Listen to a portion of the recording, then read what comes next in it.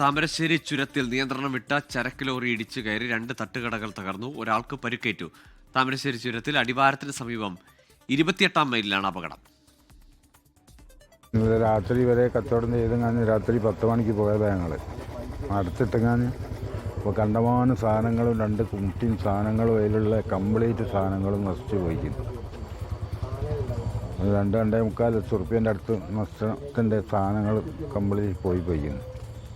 ജീവിക്കാൻ വേറൊരു മാർഗമില്ലായിട്ട് ചെയ്യുന്ന ഞാനാണെങ്കിൽ ആർട്ടിന് കംപ്ലൈൻ്റ് ഇല്ല ഒരാളാണ്. അപ്പം മരുന്ന് വാങ്ങാനെല്ലാം കൂടി ഇതിനെക്കൊണ്ടാണ് ജീവിതം കഴിയല്. ഞങ്ങൾ 2 കുടുംബം അതിനെക്കൊണ്ട് ജീവിതം കഴിയുന്നത്. നിഖിൽ പ്രമേഷുണ്ട് വിവരങ്ങളുമായി കോഴിക്കോട് നിന്ന്. നിഖിൽ, ഉപജീവന മാർഗം ഇല്ലാതായ ഒരു സങ്കടം മനുഷ്യന്റെ വാക്കുകളിലുണ്ട്. ഈ അപകടത്തിൽ പരിക്കേറ്റ ആളുടെ ആരോഗ്യനില എങ്ങനെ? ഒപ്പം ചുരത്തിൽ ഗതാഗത കുരുക്കോ മറ്റ് തടസ്സങ്ങളോ ഉണ്ടോ ഈ അപകടം കാരണം? Gokul, good morning.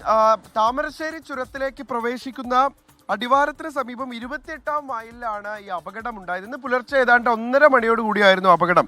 നിയന്ത്രണം വിട്ട ചരക്ക് ലോറി ഇടിച്ചു കയറിയാണ് ഈ 2 തട്ടുകടകളും തകർന്നു പോകുന്ന സാഹചര്യം ഉണ്ടായത്. ഇത് വളരെ വൈകിയൊക്കെ പ്രവർത്തിക്കുന്ന തട്ടുകടകളാണ്.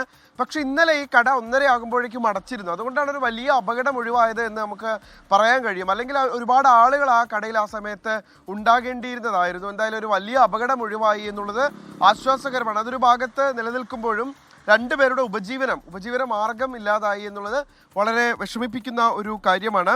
എന്തായാലും ഈ സംഭവം ഉണ്ടായ ഉടനെ തന്നെ അടിവാരം പോലീസ് ഔട്ട് പോസ്റ്റിൽ നിന്നും എത്തിയ SI ശ്രീനിവാസിന്റെ നേതൃത്വത്തിലുള്ള സംഘമാണ് ഈ രക്ഷാപ്രവർത്തനം വേഗത്തിൽ നടത്തി ഈ പരിക്കേറ്റ ലോറി ഡ്രൈവറെ ആശുപത്രിയിലേക്ക് മാറ്റുന്ന സാഹചര്യം ഉണ്ടായത്.